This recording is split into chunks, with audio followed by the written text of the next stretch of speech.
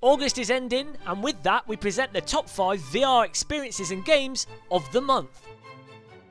What if someone miniaturised you to the point that you were the size of a mosquito and then strapped into a miniature roller coaster that someone has strategically placed around your sitting room? Well, that's a question that you can have answered by playing the UE4 roller coaster. Not only is the UE4 roller coaster an absolutely fantastic demo, ride and experience in virtual reality, but it's also the first real demonstration of the Unreal 4 game engine for use in virtual reality. Based on how good it felt being a mosquito on a miniaturised roller coaster in a giant sitting room, I have to say I'm truly excited for future Unreal 4 based VR experiences. The developers of R for the Awesome have made R for the Awesome even more awesome by making R for the Awesome work for the Oculus Rift DK2. Awesome.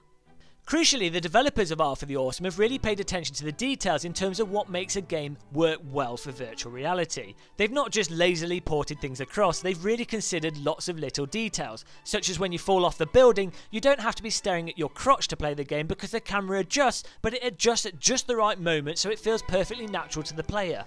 Whizzing past floating skyscrapers, landing on small platforms and inevitably breaking your legs has never felt so good. R for the Awesome is a fantastic VR game. Live for Speed was perhaps one of the first absolutely mind-blowing VR experiences for me. It's the first game I played where I really felt as if I was in another location and not sat in a flat in rainy England. Being able to lean over the side of an open-top car and look at the concrete beneath you is truly something that has to be experienced. Immediately noticeable with the Oculus Rift when playing a driving simulator is the difference between each car. A car with a roof on it feels kind of cosy with a seat to put your shopping on to the left of you, whereas the Formula cars allow you to experience what it was like to be an 1800s chimney sweep, all claustrophobic and tight in a small little box. You can get the Live for Speed demo for free, so it's definitely worth checking out. Download it right away. If you prefer to be in the air rather than on the ground, or on the ground then in the air then back on the ground again, DCS, the Digital Combat Simulator, is the perfect VR experience for you. The Oculus Rift allows you to move your head around the cockpit and really admire the details that the developers put into this simulator. Perhaps one of the most striking things about DCS with the Oculus Rift DK2 is when you look out the window and you see the difference in height between yourself and the ground. The OLED display on the Oculus Rift DK2 goes a long way to make the lighting and weather effects in DCS look absolutely extraordinary.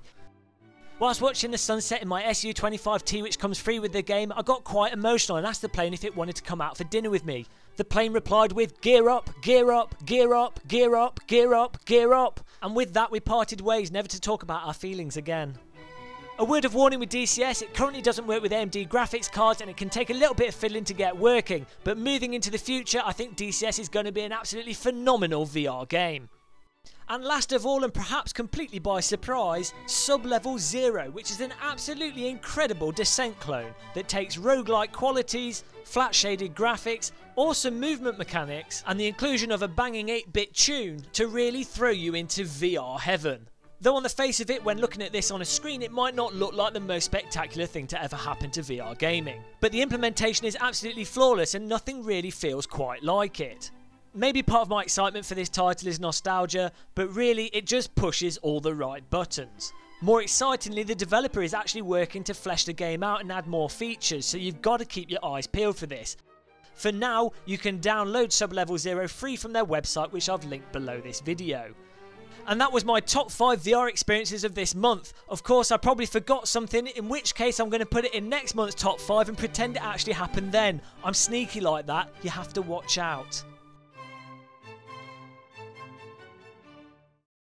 GamerMuscle now has a Facebook page. When we get to 100 likes, we're going to make a cake, so please like away by clicking the link in the video description.